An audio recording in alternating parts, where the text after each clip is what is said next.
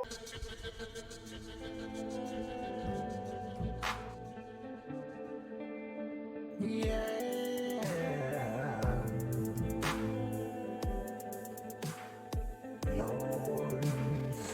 ladies of fate.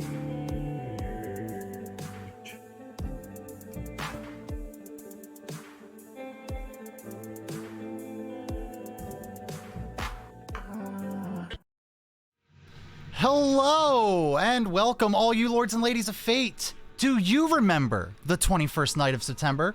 You have once again found yourselves in the only Twitch TTRPG stream professionals that you can at me on that allows you, the viewer, to impact the stories being told on your screens. In order to do so, you must spend fate chips. These are our loyalty points that allow you I can't read today. I'm gonna take that from the top.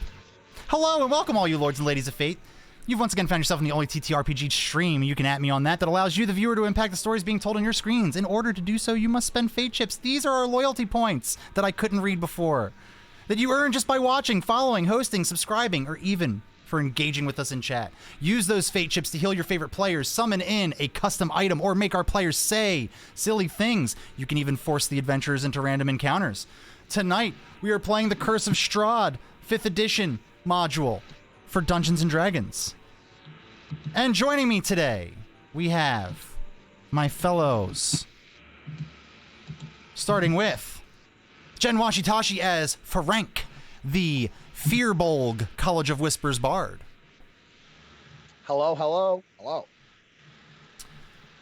Following, we have Nat playing TikTok, the 3 Kreen Fighter Psy Warrior.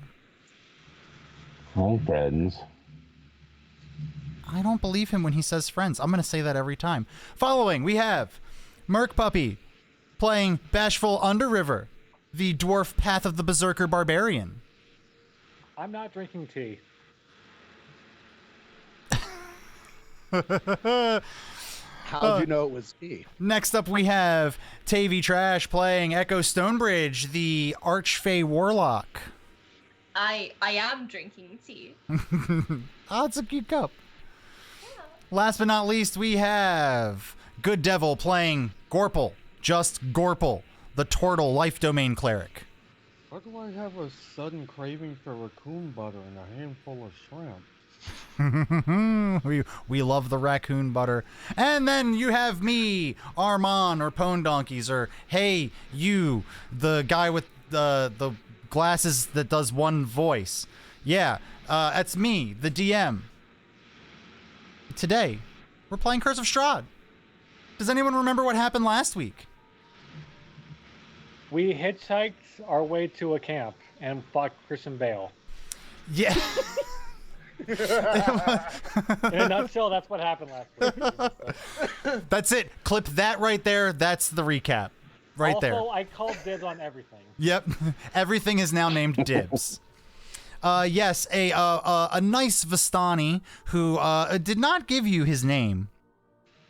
Oh, hello, Mike Danger. It's your first time. Hey, if someone in chat could go ahead and give that that item command and the redeem command, so Mike Danger can kind of get an idea. We allow you, the viewers, to impact our stream by redeeming things that will probably muck up our plans. We like a little muck in the middle of our plans.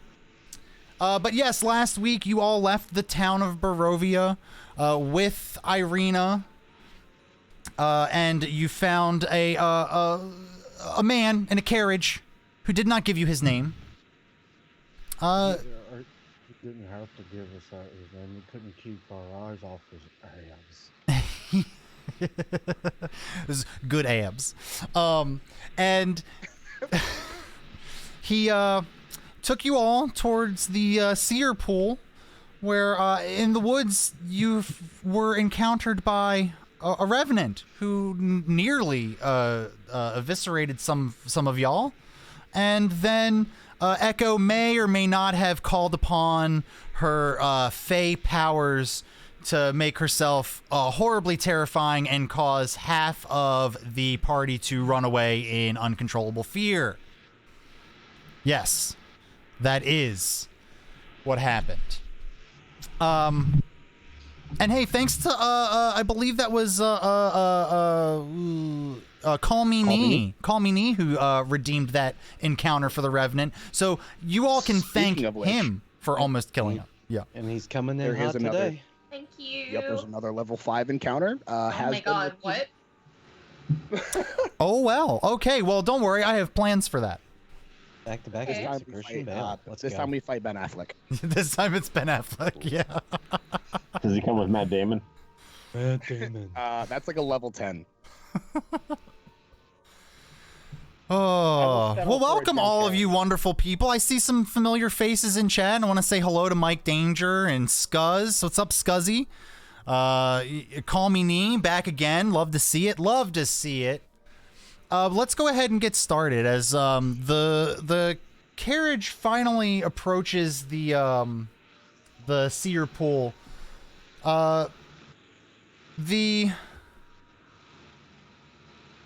The scene that you appear upon is this. I could do one better than describing. We can go ahead and just bring you on over. Y'all want to come on over? Hell yeah. Come on over. Only if we can come on over, baby.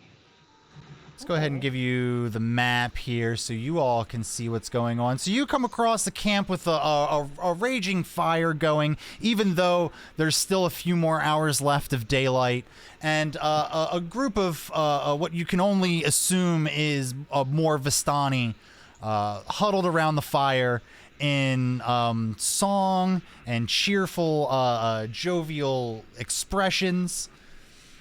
You can smell the aroma of roasting meats.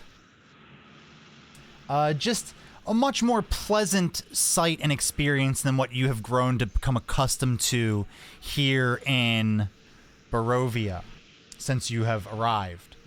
The driver pulls the cart off to the side and signals to you all. Oh, well, yes. We are here, please. You are our guests here. Make yourselves at home. My name is Araja. If you need anything, please do not hesitate to ask. Thank you so much. Well,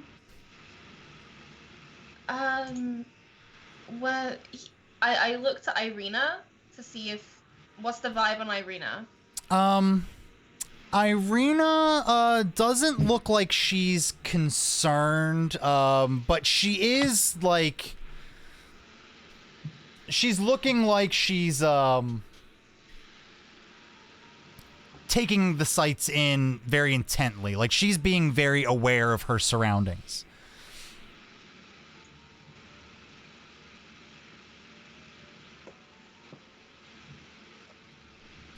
Okay. Yes. Oh, so she's aware of her surroundings. Fantastic. I think I think I take a look around. Like, is it just the fireplace and the where's? Because we're here. Why are we here? We're here to see the seer, aren't we? Correct. Yes. Like, we have an appointment or something. You don't really know if you have an appointment, but you were invited by you weren't necessarily invited, but you were told about Madame Eva in the Blood on the Vine Tavern back in Barovia. Okay, cool. No, I think. Go ahead. To be fair, I have a note here that says we did get an invitation if we're arguing semantics. Oh, okay. And the invitation was to speak with Madame Eva. Okay. Perfect. You have to Hey, forgive me. I know not what I did. I have something really important to interject. Yes. Tavy, I love your sweater. Oh, thank you. It's a cardigan. We've got Oh, sorry. semantics, Well, then people. I thought it was the shirt was connected. So I love the shirt No. and the cardigan. Thank you.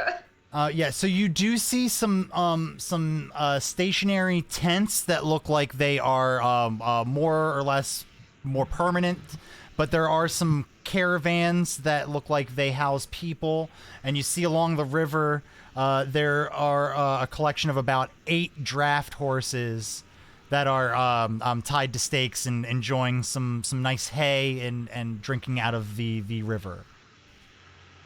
Hey. Is anybody else getting Hey Cafe flashbacks? Oh my god.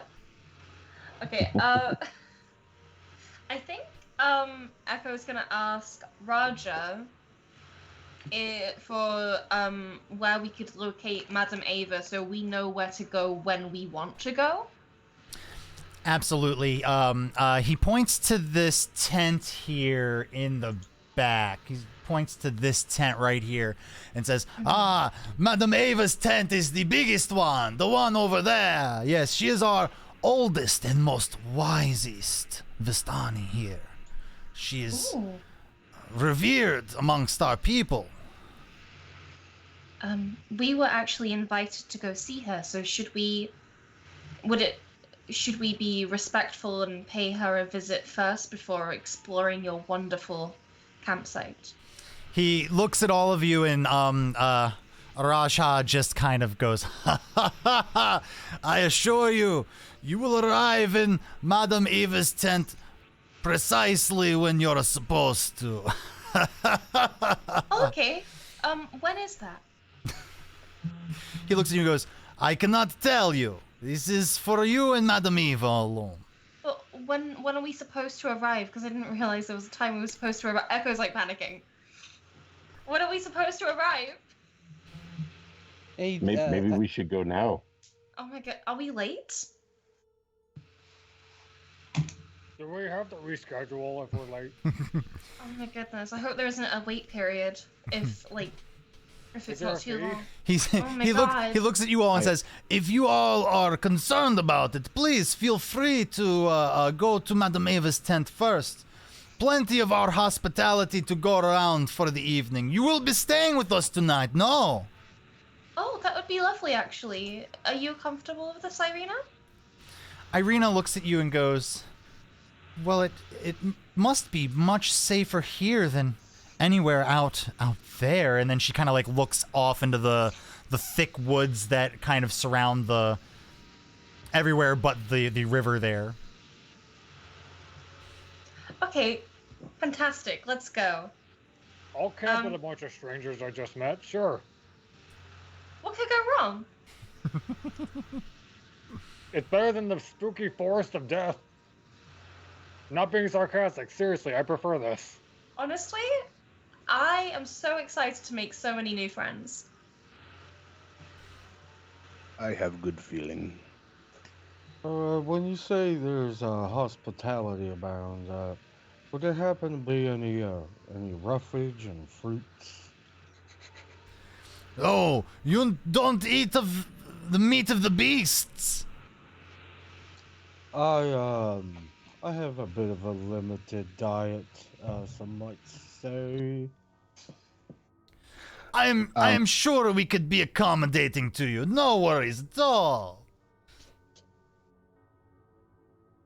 I mean, I usually prefer vegetarian as well, but if that's not available, I won't disrespect your culture. Oh no, it's perfectly fine. We have plenty of fruits and vegetables from the surrounding areas. Yes, we'll take care of you. Oh, thank you. So, you say the surrounding areas. Where are you getting your produce from? Because we just left the city of Barovia, and sad to say, it seems like they're struggling to even maintain their food supply. So, how are you so fortunate? Are you able to leave Barovia? He looks at you and goes, yes, some of us can leave these lands. It is a gift from the Lord of the Lands, Strahd. He allows certain members of us to come and go as we please. Most of us, though, we choose to stay here.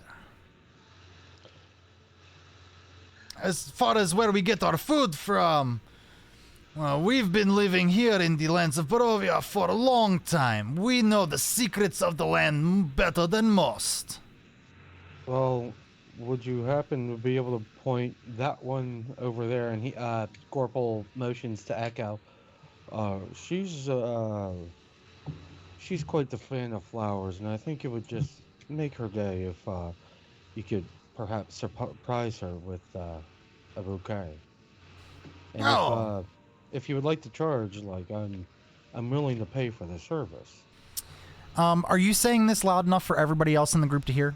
No, I'm leaning in because I want it to be a surprise. Got it. He looks at you and goes, "I think this can be arranged." And he kind of like looks out to the group of the Vistani out there and goes, Rina, come quick.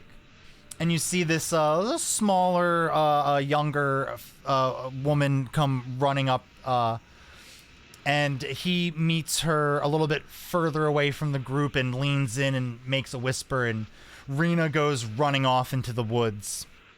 And Arahaj turns around and looks at you, Gorpal, and goes, "It will be done. You don't worry. And we do not need your gold. It's okay. You're our guests. It's the least we can do." I appreciate your kindness. Now, about that roughage, I find myself a bit peckish. He runs off and momentarily comes back with a head of lettuce for you. Oh, And just yoink. And, this is perfect. and Corporal's gonna find a place to sit and let the crew do what they want to do. It's gonna be munching on this for a bit. I want to walk up to Raj real quick. Okay. Are you saying you know the secrets of these lands, right? So you know these lands well, right? Yes, know them very well. Right. I got this map here, and it's not really filled in completely. Do you think you could help a guy out and point out any important shit that I don't have filled in here? Yes, I can definitely. Let me take a look at it, and I will get it back to you here in a little bit. I do have some things that I need to attend to. I was out gathering supplies for the camp, so let me take your map. I will go ahead and make some marks on it, and I will make sure you get it back before you leave. And real quick, DM, what's this driver's name? Arahaj. It is spelled Arahja. And the woman that he tasked to help him was named Rina, Rina.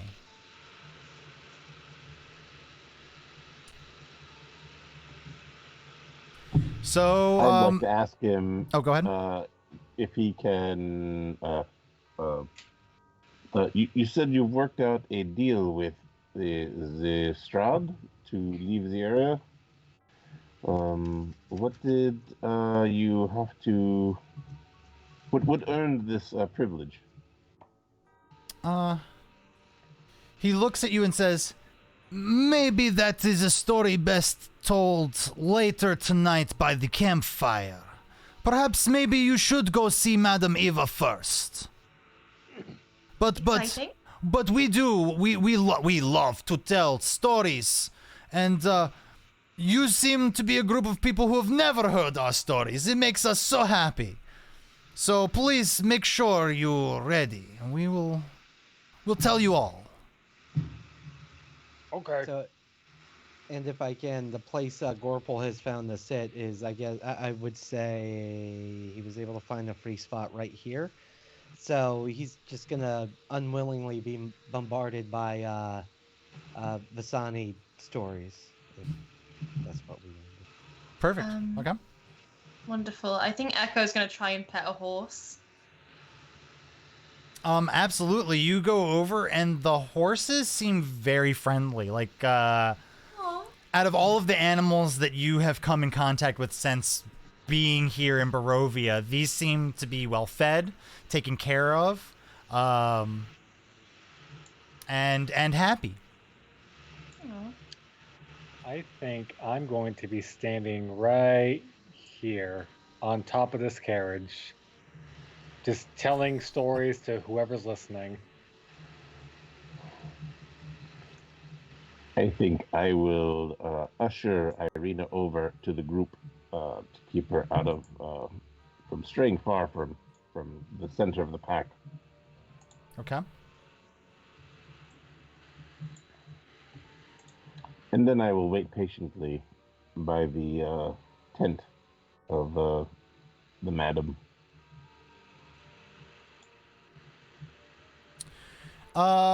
Frank, give me a Constitution saving throw, please.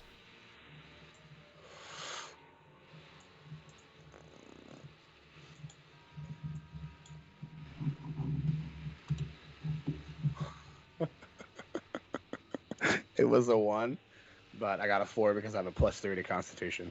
You're very lucky. Cowabunga, dude. It like spun like it was about to land on 22 for very long. All right. Frank, you get that tickle again that you got the previous evening. But at this point, you kind of realize that nothing's going to happen. But you definitely get that tickle. Actually, do me a favor. Roll it again. One more time. This one's a 10. It's a very, very light tickle. Recurring evening tickles. Yes, Veej, recurring evening tickles. I want that on a shirt. You don't want to be there when he gets the 10 tickles.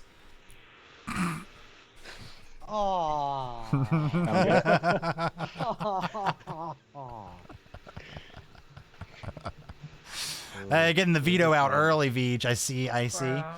All right, so we've got one member of the party chowing down on some lettuce. We've got one petting horses. We've got one on top of a caravan screaming about his past conquests. And one party member protecting Irina. What's Frank doing? Well, I'll circle back around to you, Gorple. So I think Frank is trying to stay like, kind of in the background of everything. Okay. He's trying to not be noticed. He's not running away, he's not hiding, but he's like trying to not be noticed. And that you see one of the other Vistani come over to you, Frank. And with just a big smile and just an arm around your shoulder, looks at you and says, "Please, do not be afraid. Come, join us. You are a guest. You are honorary member of our camp tonight. Would you? Oh, would you like to be member of our clan? Honorary member of our clan. Yes. Yes, clan. Yeah, I would love. Yes, please, clan. He takes you over to this stall, this caravan, and inside is one of the members of the camp giving another member a tattoo. And what is this? And he Looks painful. What is this? He looks at you and goes, "Yes, it stings a little bit, yes, but Like bee? like little bee, little thousand little tiny bees." Oh no! One time I thought bee. No. I do this? Is this mark? He ushers you a little bit closer, and you see it's a little tiny symbol for the Vistani. He goes, it's just a mark that symbolizes our commitment to our clan. Do you have temporary? I heard there was a Wegmans nearby. He goes, we could paint it on you if you did not want it permanent. We would take no offense to this. Permanent, okay. That was in B's, not all right. Frank allergic. Oh, it's not a real bee. It's not a real bee. He's like a little tiny. He says, look, he's okay. The other person gets up and the tattoo artist kind of like ushers you over and says, he's okay. He's only hurt little. And then he Frank turns. Go ahead. Frank turns on his way in over and looks towards Echo and just beckons with his eyes. They become giant, like puppy-like eyes. Like there's a glisten in them. He wants hold hand. Does Echo notice, or is Echo too busy petting the horses? Roll me a perception check.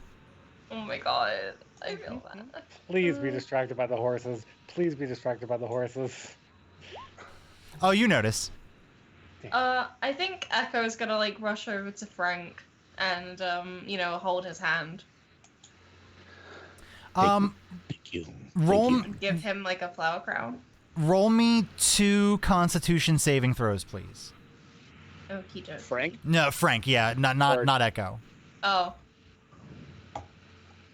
Lit. The first one's a fucking 8, and the second one a 15. Whoop. All right. The tattoo artist takes a wooden piece of wood, a wooden stick with a very fine point at the end and a little hammer, and just starts tapping at you. And at first, you definitely get what that person was saying, 1,000 tiny little bees. But after the first couple of hits, you get very used to it, and it doesn't feel like it hurts that much. You just feel a little bit of pressure. Okay, this is not so bad.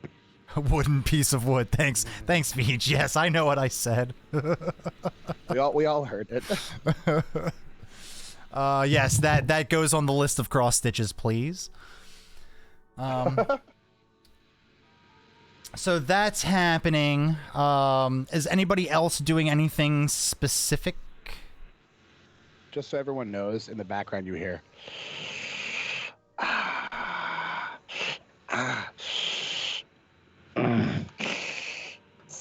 Considering where Like Gorpal's basically the entire time. Considering where Gorpal's sitting, does he, which was right here, does he hear it? And You hear a slight sound that sounds familiar, like a friend of yours in slight discomfort, but it's getting washed around with the laughter and the talking that's happening around you. I'm gonna roll a d20 for a give a fuck. Okay. We rolled a 9, so Gorpal does not give a fuck. I'm just trying to talk over the wincing of pain with my story. That's what I was gonna ask earlier. Can we tune into one of Bashful's glory stories? This is definitely let's Bashful around a Bashful. fire telling us the story for sure. Okay. Come on, Bashful. What about that vampire that you totally had a hand in killing? Right. I wasn't already telling a story. So here's what happened. There was, I think, a preteen or teen in a basement of a church, right? I forget how old it was. I didn't ask how old they were, but Didn't check ID. I don't like listen, this. Bashful's weapons are rated Vito. E for everyone. So Vito. anyway, Anyway, there was a whiny vampire boy chained up in a church basement. His father, which was actually the father of the church, chained him up. And then all of a sudden, shit went down when one of our party members tried to make nice by cutting themselves. Fact check me on that, I dare you. So shit kicked off. He started fighting, and we started fighting, and I won't lie, I was magnificent. I cut him, he gave me a hug. I wasn't about that. I shook it off, hit him some more. We all just beat up on this guy, right? And he died. All right, so in that time, I want to just thank in the time that story was being told, I want to thank Vij for both skill bonus for Frank. Trowel got a skill bonus for Frank as well, and then also Bashful just got a skill drop for.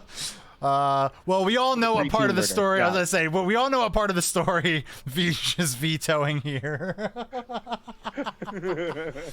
Anyway, the Vistani around are marveling at your story, and then one of them steps up and goes, "I have one. About a year ago, a mighty wizard came to this land. I remember him like it was yesterday. He stood exactly where you're standing," and he points at you, Bashful. A very charismatic man he was. He thought he could rally the people of Barovia against the devil Strahd.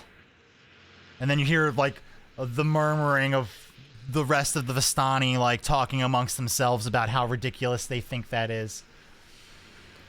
He stirred them with thoughts of revolt and bore them to Castle Ravenloft en masse. And then another one chimes in.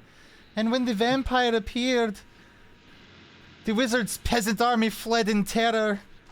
A few stood their ground, but never seen again. The first one comes back in and goes, "Aye, the wizard and the vampire cast spells at each other. For days, some say, the fight went on. Their battle flew from the courtyards of Ravenloft to a precipice overlooking the Great Falls. I saw the battle with my own eyes. Thunder shook the mountainside, and great rocks tumbled down upon the wizard. Yet, by his magic he survived. Lightning from the heavens struck the wizard, and again he stood his ground. But when the devil Strahd fell upon him, the wizard's magic could not save him. I, with my own two eyes, saw him thrown 1,000 feet to his death. I climbed down to the river and searched for the wizard's body to see if he had anything of value." And the rest of the Vistani all around start chuckling amongst themselves. "Yes, but the river Evilis had already spirited him away. I don't remember the name of that wizard. It was only a year ago, but so much has happened since. But I remember it did sound very important." He turns to you, Gorple, and goes, Have you spoken to Madame Eva yet?" With that question, you see the last shred of lettuce just kind of being pulled up. Well, I was planning to go see her, but when demon familiars are squeaking their heads off behind you. Oh, I thought that was Frank getting the tattoo. That's canon. That's what that is. So I still have the squeaky toy from earlier in the series, to be fair. So, is my audio still low? Well, if we raise the audio, we're gonna get more of Frank's tattoo. Yeah, please hold on. We're all here for my squeaky tattoo. Let's be honest. The squeaks are his screams. What's funny is that that's the noise that me, the person, makes when he gets tattoos. Oh my god. Oh, that much. He's like, but you get to make noise into the microphone. Yeah. Poor guy. Yes. Now that I can think straight now that I guess Frank has finished his tattoo. With a full belly, I can now listen to whatever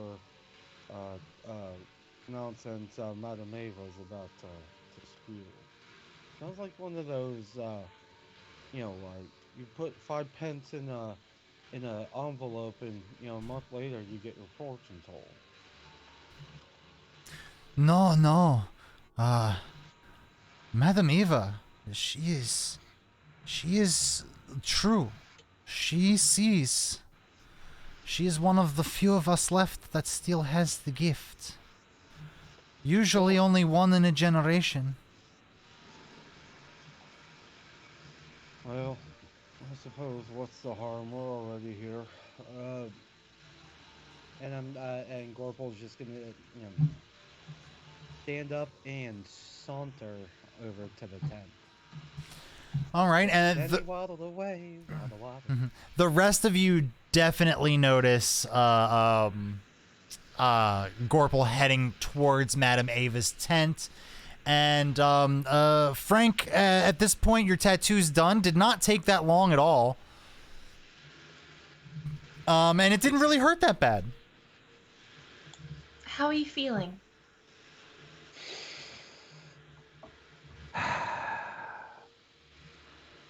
It looks Powerful. nice. Powerful. That's good. That's good. I'm glad you feel empowered. I do, yes. Did you hear the music they were playing during the Thousand Bees? You mean the squeaks that you were making? I was holding your hand the entire time, No, Frank. that wasn't. No. It's okay. I am fully supportive of you, and it's okay. That I was- squeak sometimes too. Listen.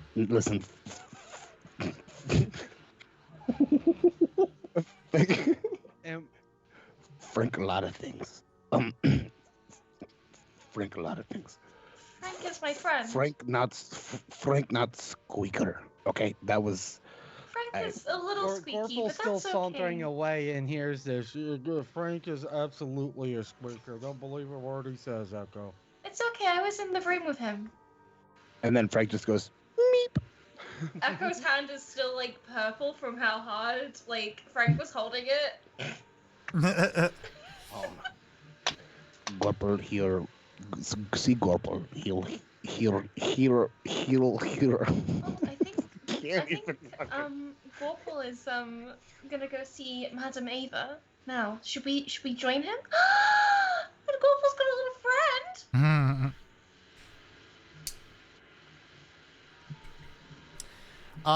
Yes, so as Echo and Frank are deciding whether to head over to Madame Eva's tent, TikTok, you notice Gorpal heading that direction as well.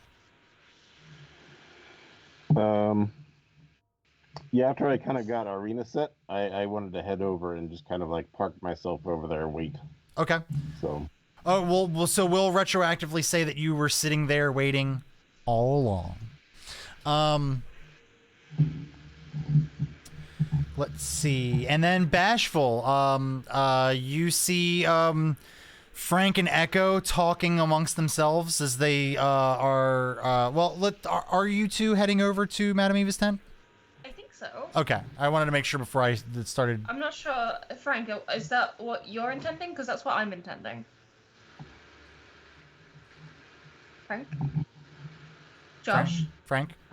Josh? Who is Josh?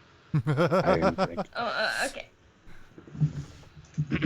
I think Frank. So Frank's embarrassed because everyone believes the squeaking was him.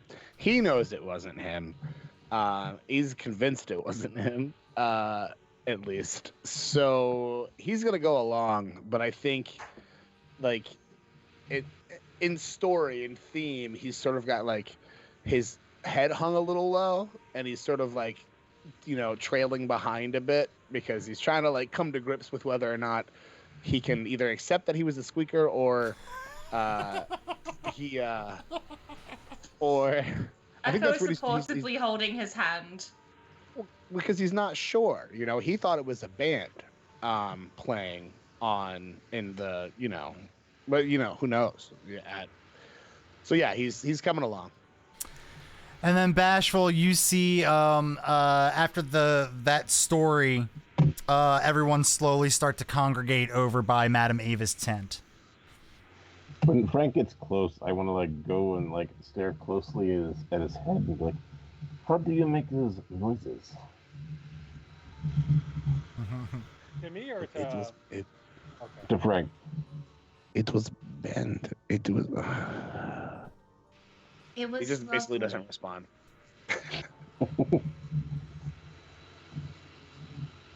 Echo's like still supportively holding his hand. Like, it's okay. We all still love you, and we're all still friends. Then why do you not allow me to lie about Squeak? Because friends don't lie to each other. You put my shit on lawn. I'm sorry. I want to shit inside apartment, not on lawn. I've just never heard noise from a creature like mean- you before. I heard a rumor that you pissed on a grave. So I didn't really think you cared about that. You're right. In character, Frank shouldn't care. I think maybe I've mixed things up. So, sorry, Meta, real quick. I do have a squeaky toy in my backpack. Can we just canon to say that it was me who was squeaking and just silently framing Frank? So I'm the fine with reason that. why Okay. I'm totally fine with. So I also meta. Josh is totally fine with Frank being the squeaker, but Atlas and I were talking about how cool it would be if there was ska metal like in the world, like metal that was ska and ska that was metal. And when someone said something about the canon, what the hell was the name of it? She said, Squeaky Tattoo Cannon? Yeah, Squeaky Tattoo Cannon. And I was like, that's a cool band name. This is all happening in chat.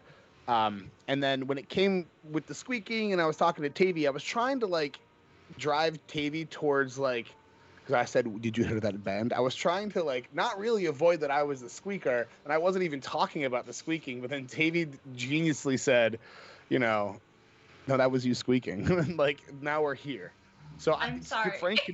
No, it's okay. Frank can be the squeaker. That's totally fine. We don't have to. Can we say I like that when you think it's squish fun the and tattoo, playful it that he's like squeaks? ashamed of it. No. I think Can it's we? fun that it's up to you guys. Whatever you want to do. I just think it's fun that he's like trying to avoid that he's the squeaker. But I'm cool with whatever you guys want to do.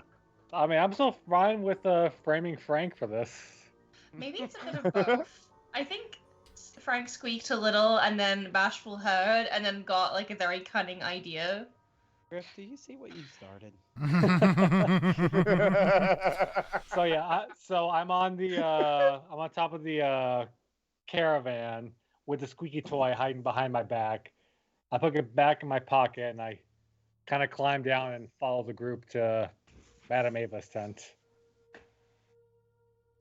Awesome. This is Awesome. good. Awesome. I like.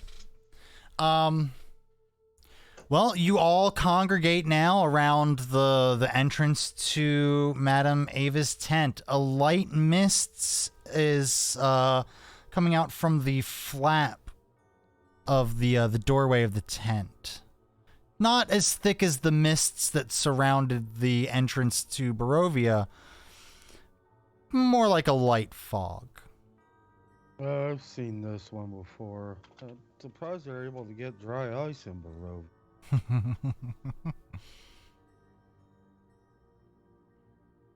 telling you, she's got a smoke machine right at the back of that tent. I think Echo's going to politely ask if they're allowed in. Oh, Gorple didn't. He's already Oh, pushed through the front flaps of the tent. All right. ooh. You open the flaps of the tent and take a step in. Magic flames cast a reddish glow over the interior of this tent, revealing a low table covered in a black velvet cloth. Glints of light seem to flash from a crystal ball on the table as a hunched figure peers into its depths. You hear this old crone speak. Her voice crackles like dry weeds. At last you have arrived. Right on time. Come in. Come in. And I'm Gorple, so glad we're on pats- time. Yeah, Told you, Gorple pats Echo. Echo on the back and I told you we were gonna. Well, I'm glad we don't have to take a number like a deli. As the last one of you walks through the threshold, she looks up from the crystal ball and goes, "Ah, Gorple the Grand. Echo Stonebridge. Bashful Underriver. Yes. Frank. Tick It's pronounced tock. Frank. Just Frank. I see you all have found your way to my tent. All new adventurers find their way to my tent at some point. Please come closer to my table. And she beckons to you with an old wrinkled finger to come closer. What's the setup like? Are there like a few other like 4 chairs? Or, So there are enough chairs arranged in a semicircle around this table for all of you to sit comfortably. I think Echo's gonna sit in one of like the middle chairs so that like she can be like around her friends. Okay. Begrudgingly, Gorple too is gonna start walking. yeah, I suppose if I'm just doing action. And as he's walking, you see him grasp his holy symbol that he wears around his neck, and just looks at this guy and like, oh, why do some people think they're so big? They're all so small. And just goes and takes a seat next, we'll say across from Echo. Oh, it's all kind of like semicircle. Oh, okay. So there's 5 chairs, one for Irina as well, And I guess, opposite Madame Ava. So yeah, in like a semicircle. Yeah. Yeah, let's. We'll bookend Madame Ava. How about that? Okay. On the left or the right? Oh, I've always said I'm a little off to the left, so that would be my preference. I'll stand in the back behind them all. Watching. Someone's It's getting okay, another Frank. text. It's Damn it, Frank. Come sit with I'm me. very listen. It's what I do when I'm scared. You all know now. I meep when I'm afraid. It's okay. And this Come lady gives me the heebies and the jeebies, as they say.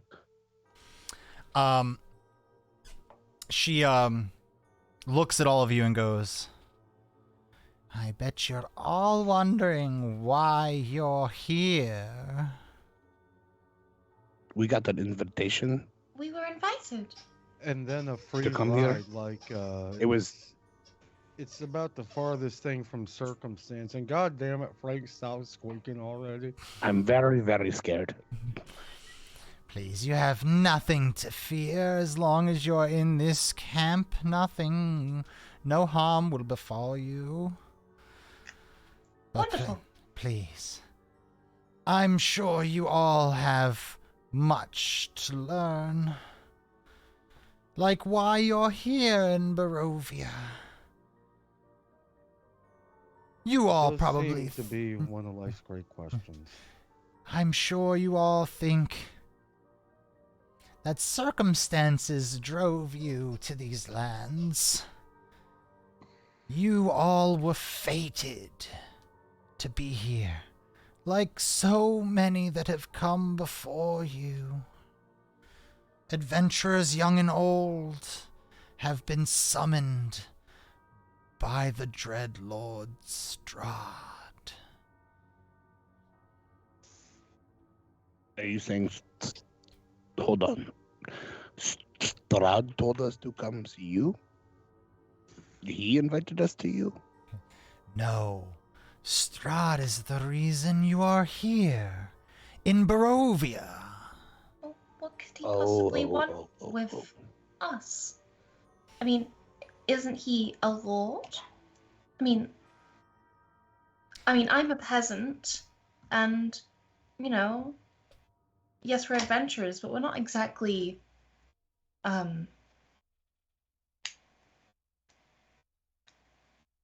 I don't see why a lord would choose us over someone else. She looks at you deeply, Echo, and says, "These lands are cursed, as is Strahd. Oh no. These two are one and the same. These So- lands will remain cursed for as long as Strahd rules. Strahd believes that one day he will find someone to take his spot as the Lord of Barovia. No, no one has lived up to the expectations. Personally, I believe that the lands will remain cursed for as long as Strahd remains. Remains what? Alive. Or Oh no. as alive as the undead can be. For you see, he is a vampire. Many years ago, his father perished at the hands of his enemies. Lord Barov.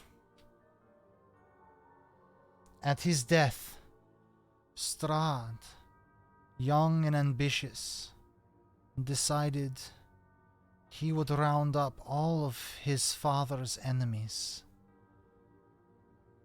And after years of hard-fought battles, he cornered the last of his father's enemies right here in this valley. Sadly, the fight did not go as planned for Strahd. He was gravely wounded.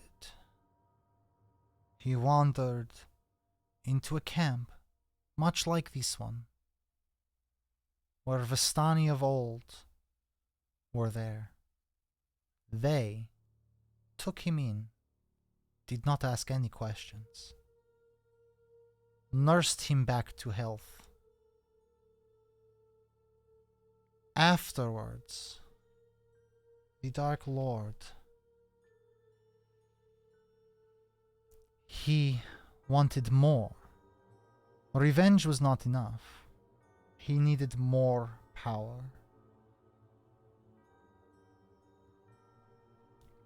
He contacted the dark powers that rule the Shadowfell and offered them his soul. In return, he became immortal and had all the power he wanted over the land of Barovia that he has now. Unfortunately for him, this power came with great curse. Meep. Is there a way we can reverse the curse? Maybe. I know mean- of no way of reversing this curse without Can we fix him? without killing Strahd. But many adventurers like yourself have been summoned to these lands, and all of them remain buried 6 feet in the ground. Was one buried outside of the entrance? Because I think I pissed him off. She looks at you and then disregards that comment and then kind of looks around the rest of the group and says, "But my role in this is to help you. Maybe be the ones that break the cycle." Oh, earlier you said that Strahd wishes to leave, or God damn it, I'm Frank. so scared. Calm I'm so yourself. scared. I'm sorry. It's gonna be okay, Frank. It's gonna be okay. That was a really intense exposition. Oh, It's okay. It's gonna be okay. I'm just like stroking like Frank's hand. Wait.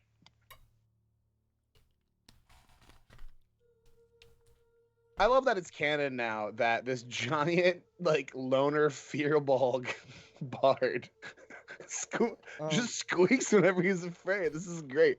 I love this. So if I could, the assailant or the guilty party here. There you go. That's his favorite toy. So your dog is squeaking a dog. Yep. It's like, oh, it's a long dog. It's a Halloween dog. Hey. It's not a wiener dog. It's like a sausage dog. A sausage dog. I mean, it's like more like a spaghetti dog, like with how long it is. Ooh. More of a cat But, dog. You know what I mean? Does the butt a cat? Tell me the butt's On the cat. world, little cat dog. Spaghetti is plural, spaghetto is singular. No, it's not. Spaghetto dog. No. Gorple, you were spaghetto dog for the win. Gorple, you were getting ready to ask Madam Eva a question. yeah. You said Strahd is searching for a successor. That's why he keeps inviting groups like us here.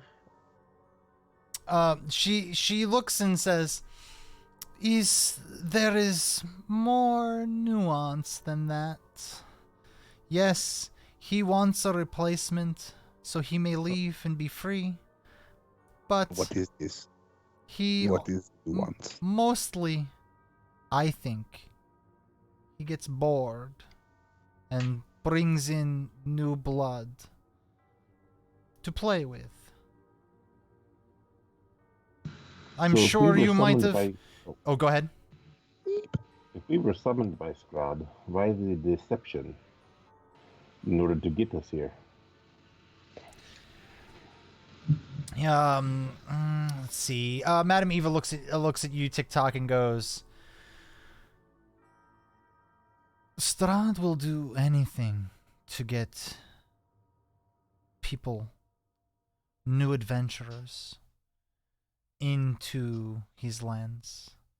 Most likely, he has been stalking you for longer than you would know. Strahd has eyes and ears all over Barovia, but I'm sure some of the loose lips outside probably told you. Some of us can come and go as we please through the mists. While every Vistani is not an agent of Strahd, most of us at least give him the respect to listen to him. He does not come after us And as long as he upholds that end of the bargain, some of us give him information. Some Vistani now are full-blown agents of Strahd. None here in this camp, I can assure you. Convenient. Perhaps you wanted to start with that. Echo is overwhelmed with guilt upon hearing that Strahd, this person who's trapped out all of us here, may have possibly been stalking them because of backstory stuff. Well, joke's on him. It just so happens that there's something that the order needs while I'm here, and afterwards, clearly, you have a path out of here, and then I can get the thing, and then just go home. And No, I'm it gonna won't say be. I'm gonna be with all my children, all 387 of them. It won't be over once we leave. Sure it will. Out of sight, out of mind.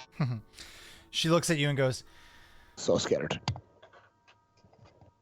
"You would be hard-pressed to find any Vistani who would take you through the mists. There is a standing order that no one but Vistani may leave. And as I said, as long as Strahd upholds his end of our bargain, none of the Vistani will openly oppose him." I mean, are there Visani who live outside of Barovia? None that live permanently, but some Vistani do go and make trade and bring back supplies. Do you know anyone called Pistachio? She looks at you and goes, "I know of the person you speak.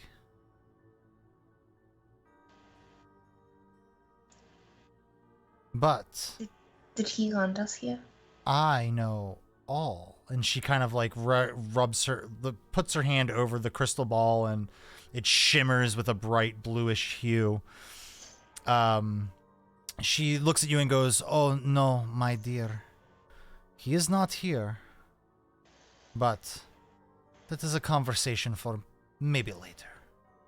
She looks at the rest of you and goes, "But I must fulfill my end of... I must do my job. And my job is to help you. Maybe free us all." Well, now, why would you do that when you say no Vistani would dare oppose Strahd, and yet here you sit, assisting apparently numerous groups to failure? She looks at you and says, "Just because none of the Vistani will openly oppose Strahd does not mean that we are happy with his rule. You've seen the lands of Barovia, a little bit of them. I assure you, the strife, the sorrow, is all over. Is ubiquitous with this land. That is the doing of Strahd. And I'm very tired. I would like this to end. And for as long as Strahd is cursed, we here in these lands are cursed with him." But if there was a humane way to lift the curse from Strahd without killing him, I think that could be a viable option. She looks at you and goes, "He believes that the dark powers will free him from his curse if he finds a replacement." Echo, Need I remind you what happened last time we tried to negotiate with a vampire? Well, we learn from our mistakes, and next time I won't use that method.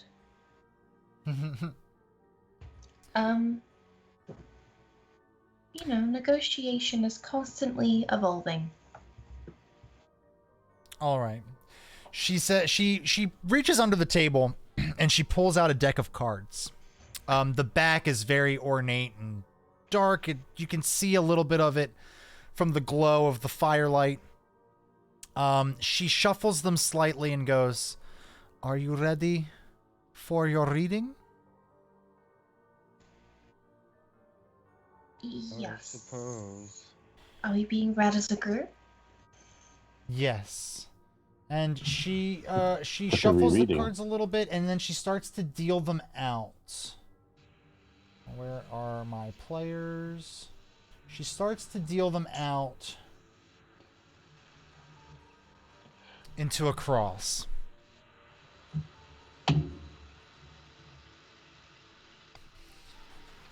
And she says, "This will tell you of items that can help you, allies that can help you. Don't touch the cards. Do not touch my cards," she says. And she goes, "This first one I shall flip. This first card I shall flip tells of history. Knowledge of the ancient will help you to better understand your enemy." And she flips the card over. And she goes, "Ah, the necromancer, the 8 of stars." And then a deeper voice comes out. "A woman hangs above a roaring fire. Find her and you'll find the treasure." And just a little meta, if you all forget any of the things that are said here, I'm going to have this typed up in Roll20 for you to reference whenever you'd like, because this stuff is important.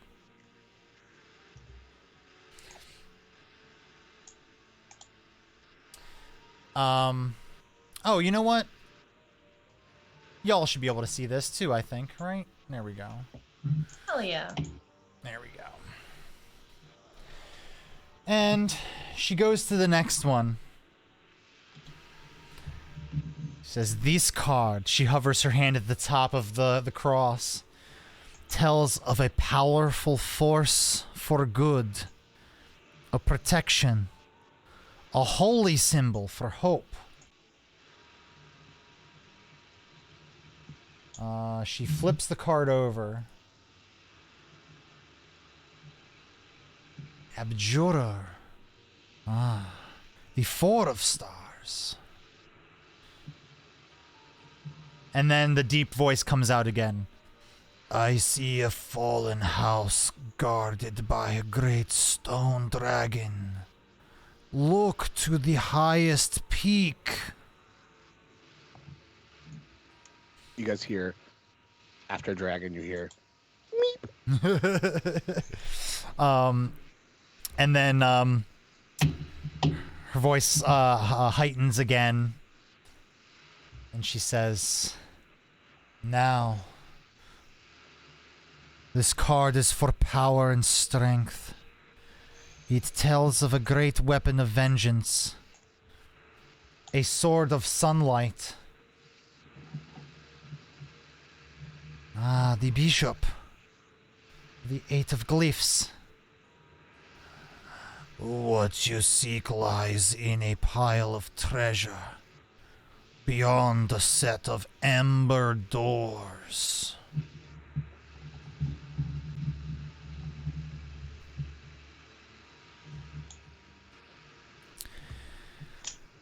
Her hand hovers over the bottom of the cross. "This card sheds light on one who will aid you greatly in your battle against the darkness. And then she flips the card.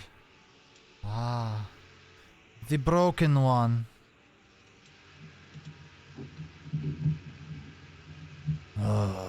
Your greatest ally will be a wizard.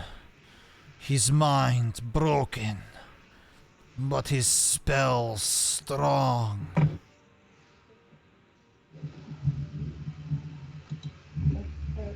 Thank you, Kalmini. I see that, redemption. And finally, her hand hovers over the middle of the cross, the only card left to be turned. This card sheds light on one who will aid... Oh, wait, no, sorry. Your enemy is a creature of darkness, whose powers are beyond mortality. This card will lead you to his inevitable resting place. She flips the card. The horseman. He lurks in the one place to which he must return at a place of death. The lights start to flicker. The fire dims more. And then crackle back into light. And she looks at you all and says, "This is my gift to you. The knowledge of great items of power, a faithful ally, and the location where you will inevitably fight the Dreadlord."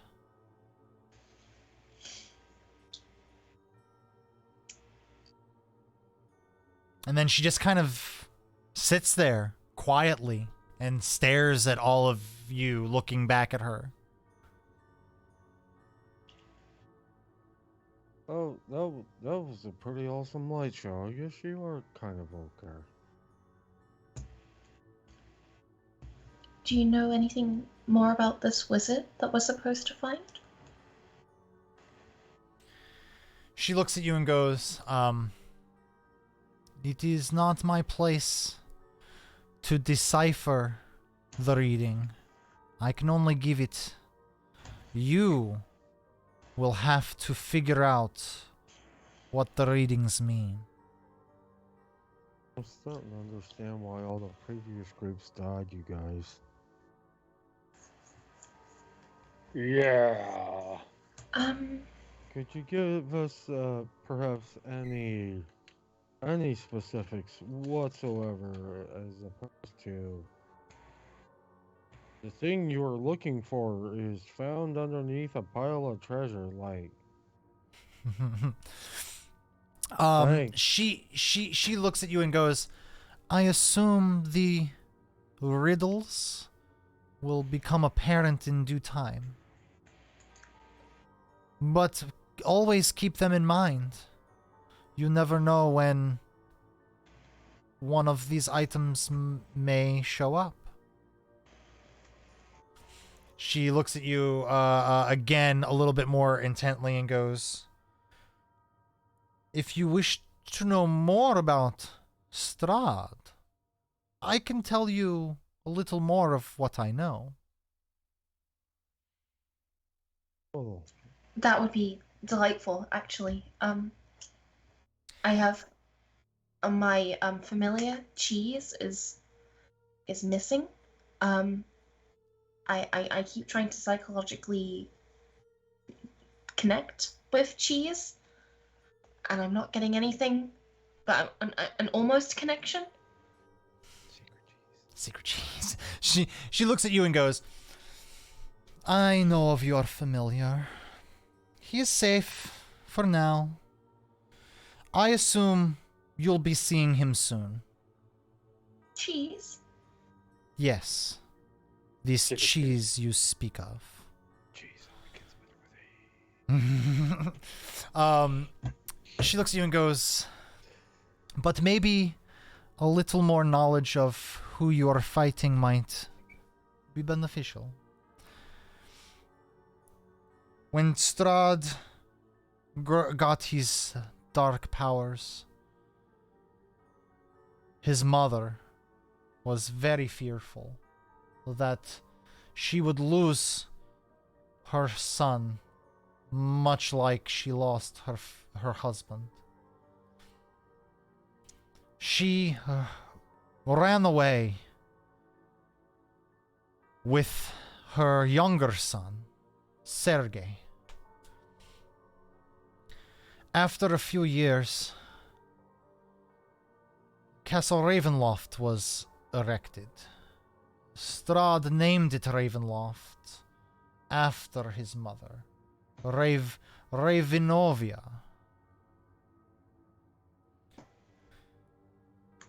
Fearing for their safety, Strahd urged both his mother and his brother to come and join him at the castle.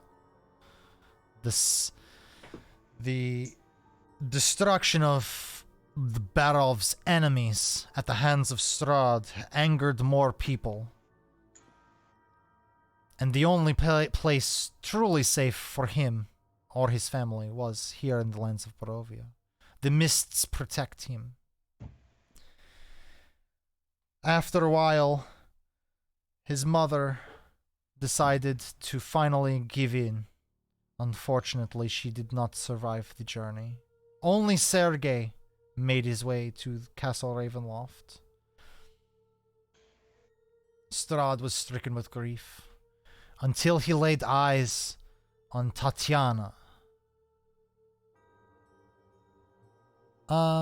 Everybody roll me a perception check.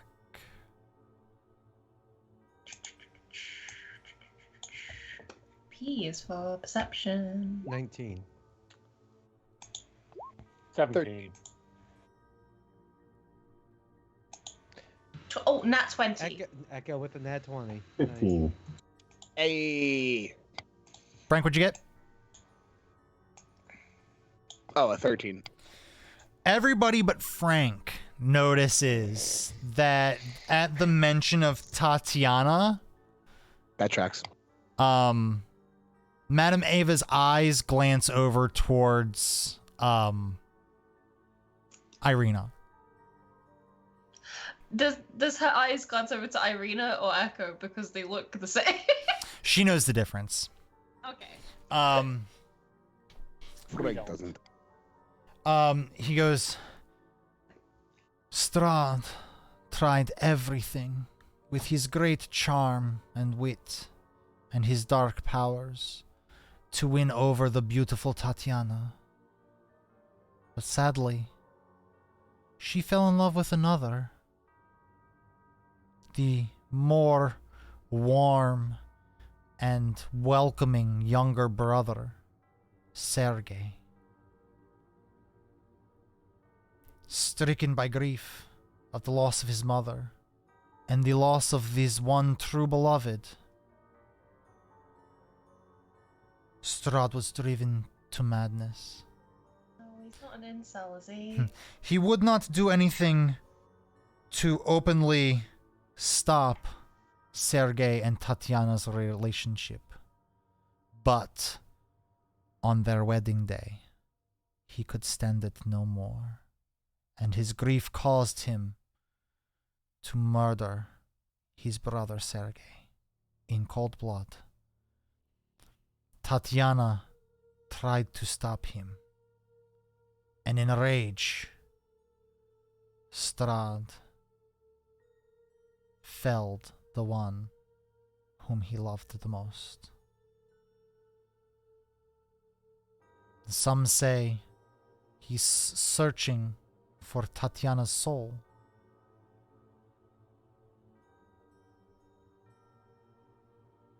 But I still think he wants to be free of his curse more than anything. The fact that I have the audacity, sorry, Matter. The fact that I have the audacity to be shocked that Strahd isn't an incel. Has he ever tried Dungeon Fans? It's a lot simpler. I hear a body pillow might help. You even teach it to talk. It'll come back at you and just say, God. "Ooh, ooh, Strahd, big boy. Ooh, ooh." Hello?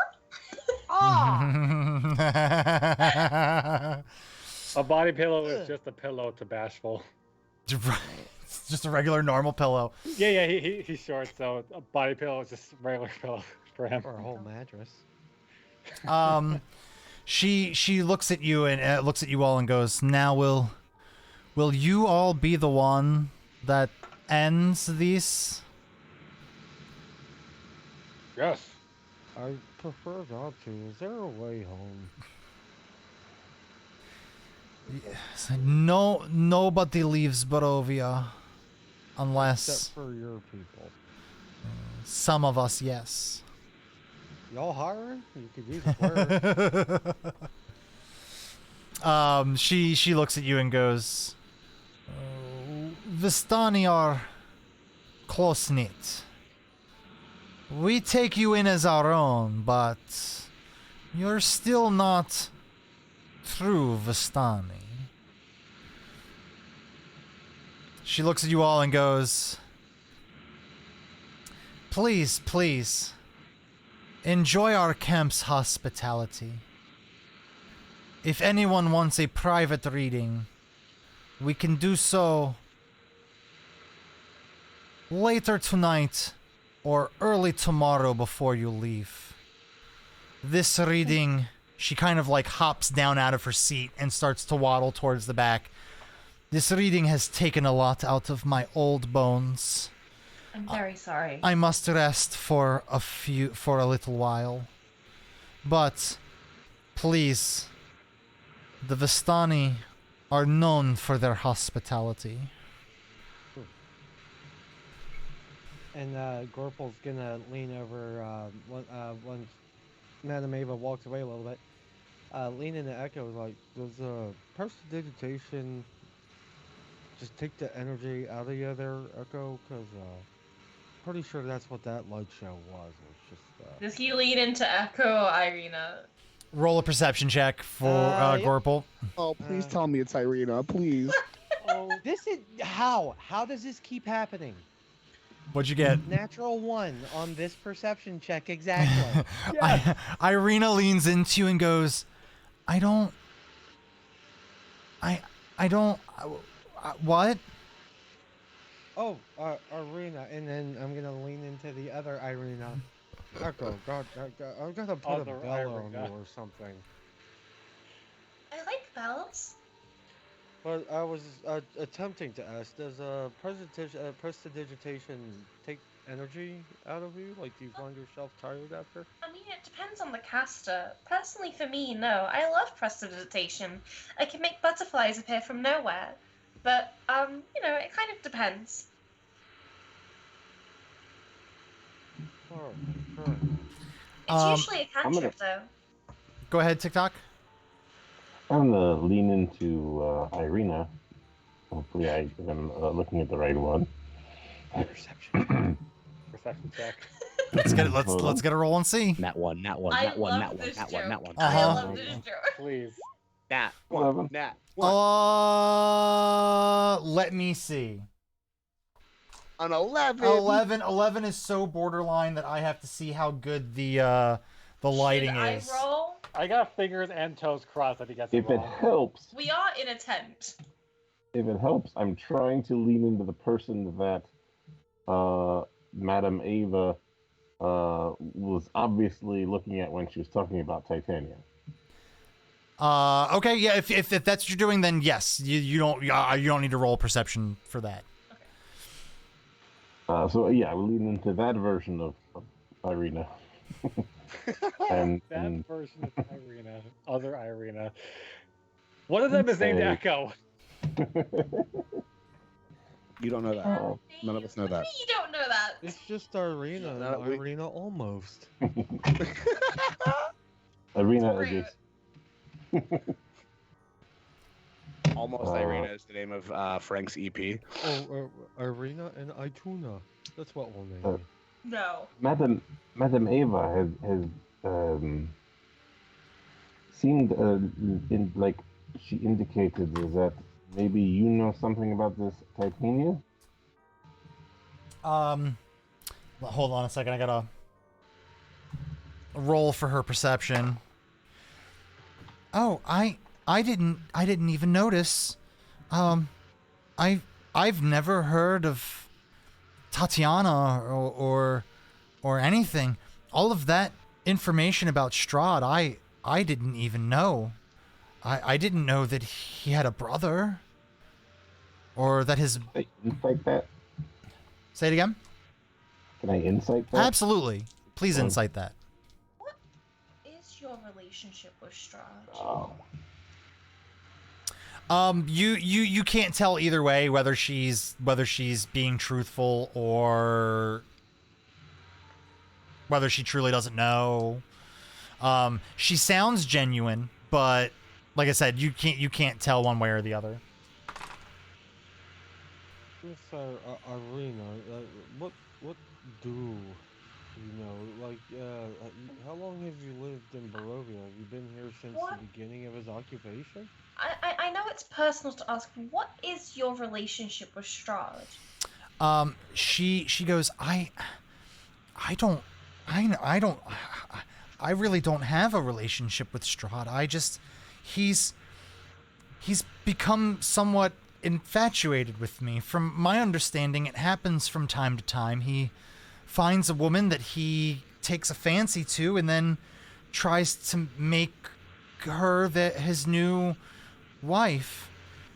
The rumor is that he already has 5 wives in Castle Ravenloft, but like I said, that's just a rumor. No one I know has ever been inside the castle. I thought he was a vampire, not the Mormon. What's Mormon vampire. what's a Mormon? I've never heard of those. They Don't live want in to the know. ocean. They have like fish legs. Oh, Yes, yeah, that- and then when you're sleeping and they come by and knock on your shell, completely uninvited. Say it one more time. I'm sorry. I heard the laugh and I started laughing. I was like, what am I laughing at? Mormons. Oh. Yeah, yeah. They just come, they'll just swim on by and knock on your shell and either ask for a donation or see if you want to come to their school on Sundays. But they're dressed very fancy. Gotta But watch out regardless. for those mermons. I'm heard they look like Jason Momoa. Not all of them. That's bashful. But we try to stay away from hurtful and uh, colorful language like that. Noted. Hold on. So, Hold on. Sorry. Madam Eva has since slipped into the back of her tent through a flap, and as she has walked out, the entrance flaps for the tent that you all walked in seem to roll themselves up and open as if by magic. Oh, well, that's certainly one way to get rid of unwanted company. I should get that for my home. Pretty cool. I like that. And for what it's worth, they're bashful. They all have the same tribal tattoo. Come on, let's go. Okay.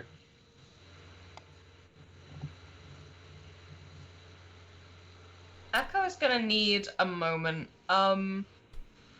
Echo's gonna go and sit by the horses and kind of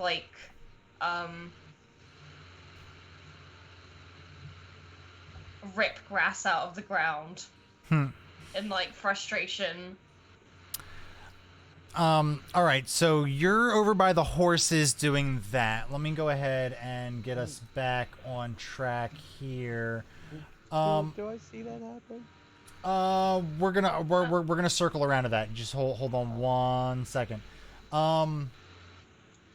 as that's happening, Arahaj comes up to you, Gorple, and goes, "Ah, see, my friend, I told you, nothing to worry about." And he hands you a bouquet of brightly colored flowers, reds, blues, yellows, pinks, all colors kind of represented here in this bouquet.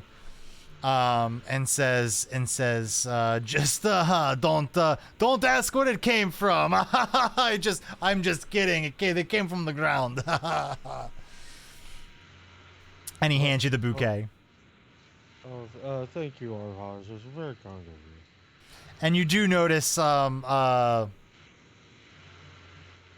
over by the horses, kind of just like having a moment.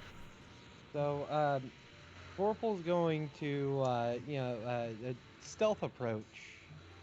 Do you want me to roll for that, or is it just let it happen? I mean, Echo isn't really like paying attention. You can if you want to for comedic effect. But like, Echo is just kind of like ripping the grass out of the ground and kind of like stress crying.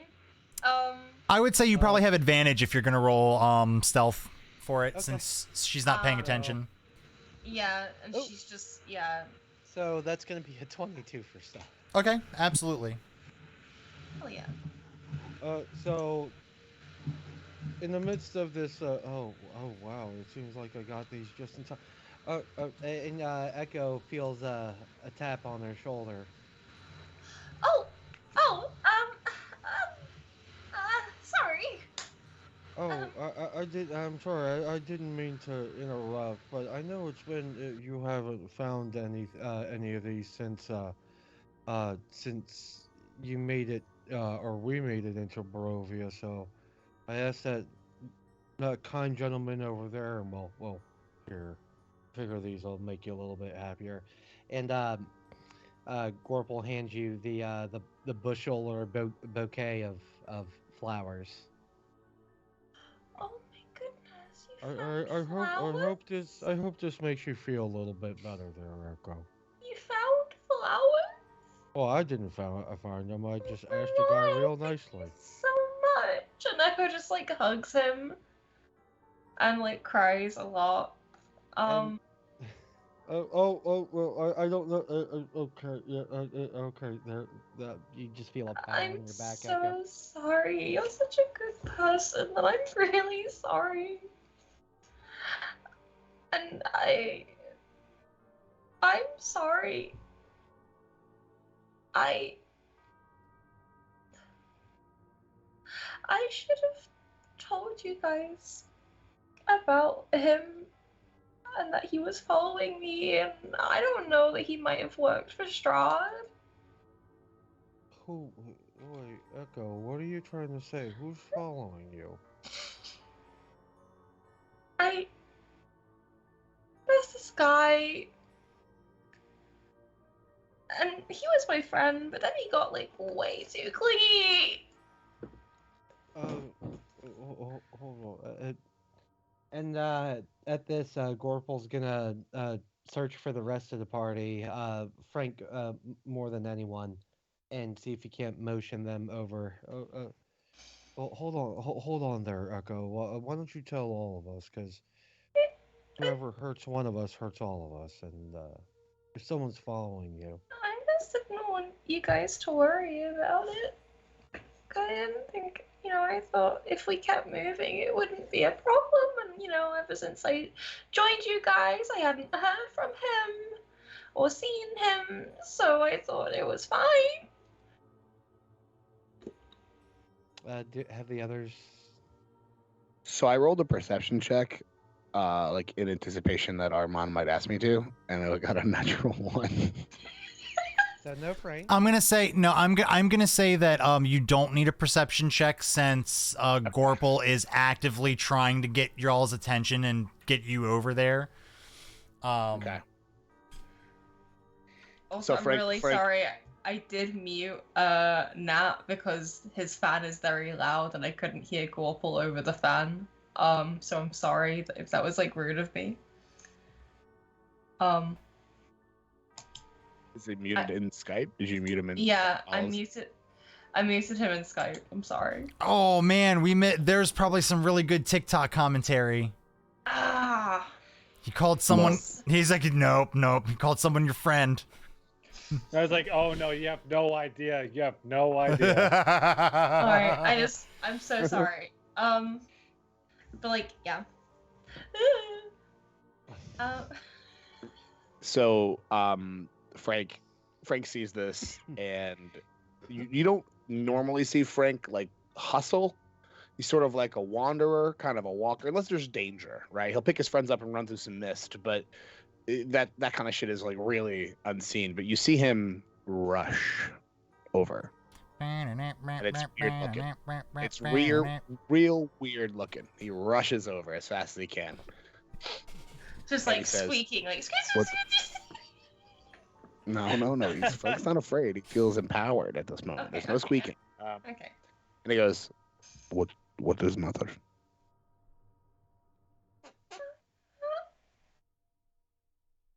I like to think at this point I walk over and I see her crying, and I'm just standing over like, who did this to you? Was it the Basani? Was it the old lady? Was it one of these horses? And I take out one of my hand axes. It was me. I'm sorry. Was it one of these horses? We'll I kill mean- every horse here. So, for the sake of, I'm assuming Tavy tells us what's going on. Right. Yes. Echo. So, it's do we like have TikTok? Is TikTok coming over as well? for Yes. TikTok. With weapons drawn. Echo. Breathe in, do breath in. I'm breath really out. sorry. I know Madam Ava said that, like, you know, he wasn't like involved, but like what are the chances that like 2 people were stalking me? Tell me everything you can about this man. One of the little children runs up to you, your group over here, and goes, "Hey, Arahaj, he's telling the Luna Lake story. It's our favorite. It's our favorite story. If you wanna hear it, it's great."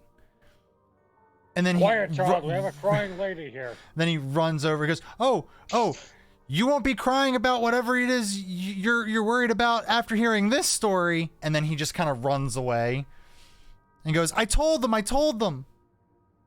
Well, I'm sorry. I think Frank we're says- being rude. Maybe we should No, go. It's okay. Maybe we speak about this Or, tonight, and let's for now go- we yeah, take some let's go- reprieve. Let's go listen to the story. Perhaps it'll brighten your spirits along with smelling those flowers. Yeah. And if someone is following you, we'll find them, and they won't be following you for much longer. Echo, you're with us now. Cute. A word comes to mind. That word is perish. They will And- perish. Let's move forward. And just look at Bashful over here. He's still dancing with his great axe. He is raring to decapitate that person. So just point, and I'm sure he'll be off running. I will bathe in the blood of your enemies. But you only can. That's the spirit, Bashful. Irina comes over to you, Echo, and gives you a very reassuring look and holds out her hand to kind of help you up. I think Echo takes it and hugs Irina. She hugs you back and then kind of starts to gently pull you towards the campfire, where I assume the rest have also slowly started to trickle over to. Yeah. You see all of the Vistani are banded around Arahaj, and he goes, yes, I know you love this story, but sure it's fine for the little one. Okay, fine. We'll tell it. Everybody likes this story. Fine. And he goes, it was some years back when I was still very young with a full head of hair. I was going to help my cousin Babik get to the small house he had just purchased near Luna Lake. The trip was long, and we would be spending many days within the woods with no road to guide us. So I thought, it's best to ask my brothers and sisters to join us.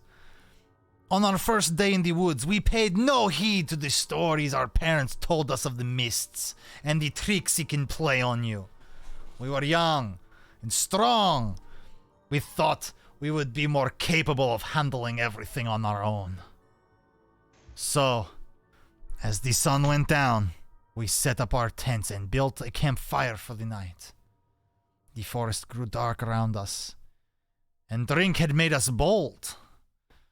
My brother, Pontius, had drank too much and went to relieve himself in the woods. Several minutes passed, then nearly an hour as we sat by the fire, drinking and roasting game. But Pontius never came back. In the morning, as we began to pack and gather our belongings, we noticed that Pontius's belongings were gone. When I asked our group where he went, one said that they had seen him come back in the middle of the night, shaking like he was laughing, but without making a sound, and that he had gathered his things and left.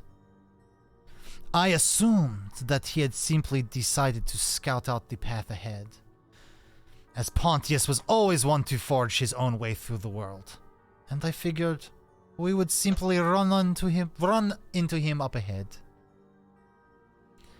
And so, we continued into the woods, drinking and laughing and thinking that we were invincible. Ha ha! After several hours of walking through, one of the women in our group pointed and shouted that someone has been following us. I looked back to where she was pointing and indeed saw that we were being followed. I saw my brother's head and his wide, playful smile peering out at us from behind a tree. Oh, it's just Pontius, I told her, and ran over to meet him. But before I could, he vanished behind the tree, and I could hear him running off into the woods.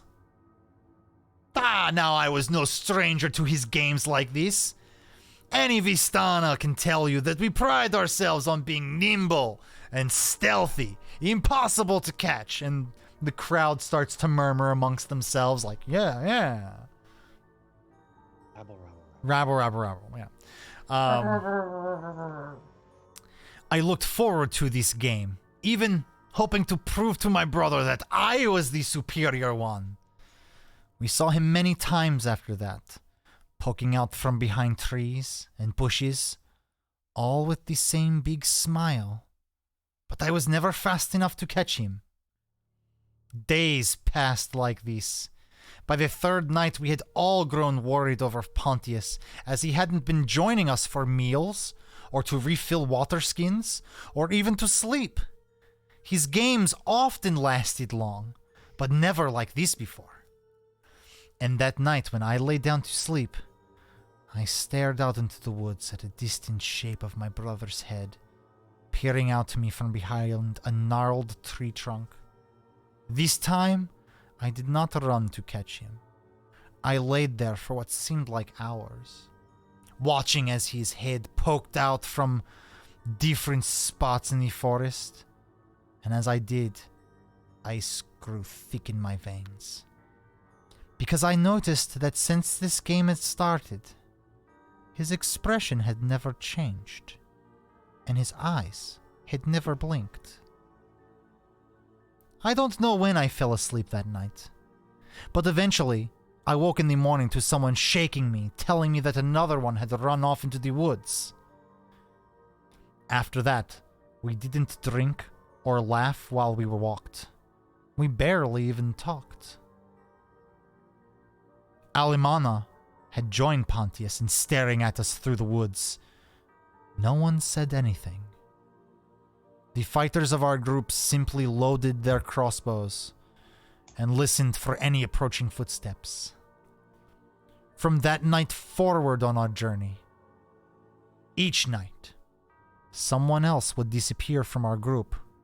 Even if we all sat awake, watching one another to make sure no one could leave, eventually, sleep would wash over us, and in the morning our number would be one fewer. As our group shrank, the number we saw in the woods began to grow. Eventually all that remained was me, Babik, and 3 others. On that last day, as Babik's house came into view, we all ran as fast as we could towards the door and locked ourselves inside. For the first time in nearly a week, we finally felt safe behind the strong walls of this new house.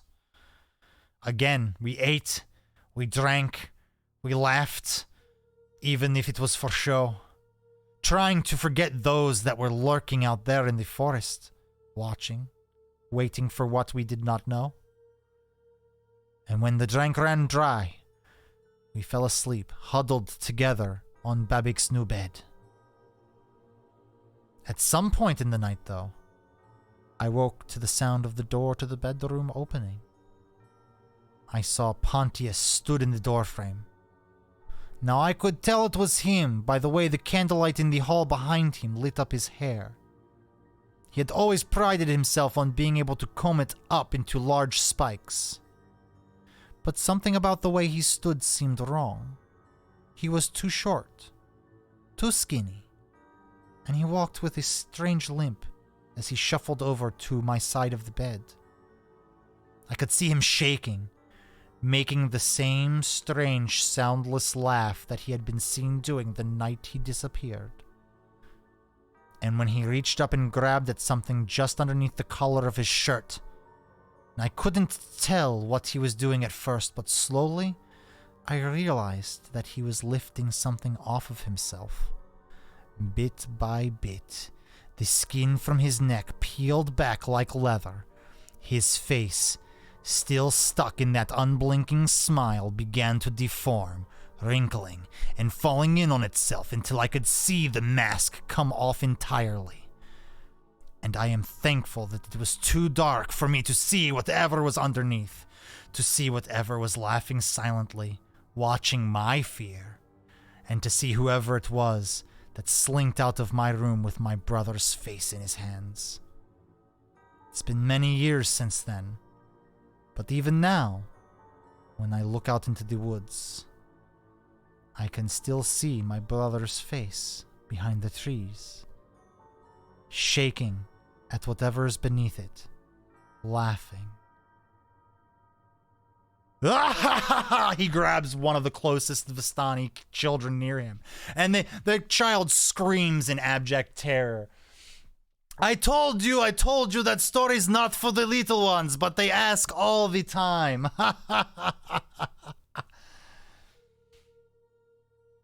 And at that creepy campfire tale, we will end our story and pick right back up. Now I need a nightlight. Yeah, you know, they got a good one for that. Yeah. I was worried I wasn't going to get to read that today. I'm never sleeping again. when that guy grabbed that little kid, there was the loudest meep you guys have ever heard. It might still be happening. It might be one of those me, like he broke. You know what I mean? It just echoes throughout the night. The sound effects department is currently taking a nap at my feet, so sorry. Meeped his Right on pants. You top of meeped it, your too. pants. Yup. Thank you, you wonderful lords and ladies, for joining us. Thank you to my cast, Jen Washitashi. Say something, Jen Washitashi. Something Gen Washitashi. Nat. Merc Puppy. Yeah. Tavy. And Good Devil. And good devil. That's me.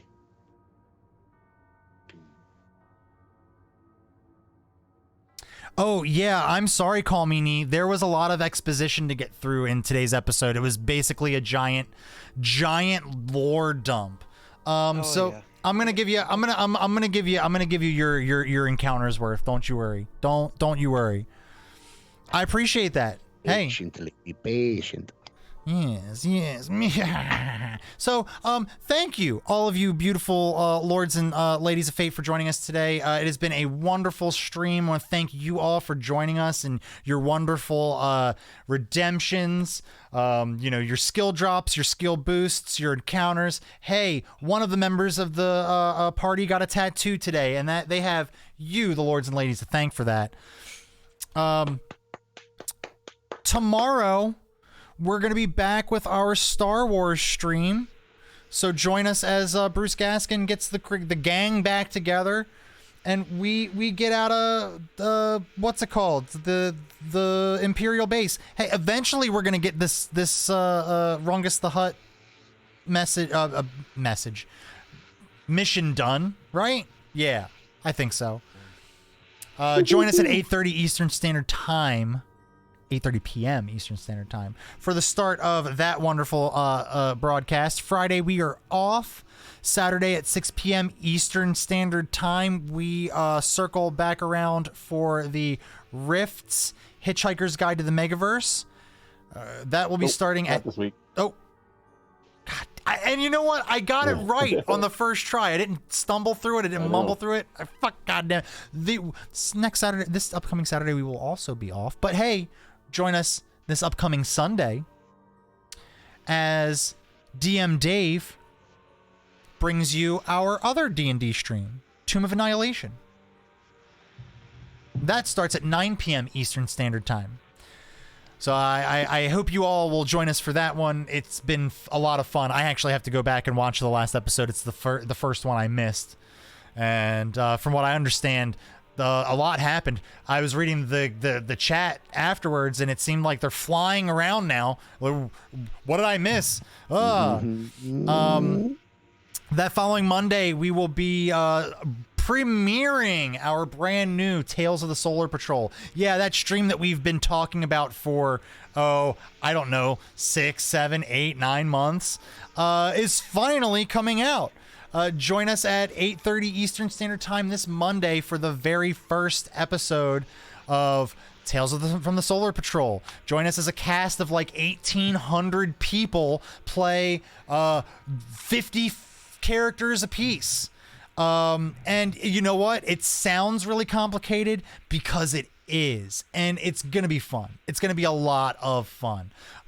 Bring your creativity with you, because we love to see you try to derail us as hard as you all can. Tuesday we'll be back with Conan at 6 p.m. Eastern Standard Time. I believe that's season 2 started already, like the session 2. How is that getting broken up?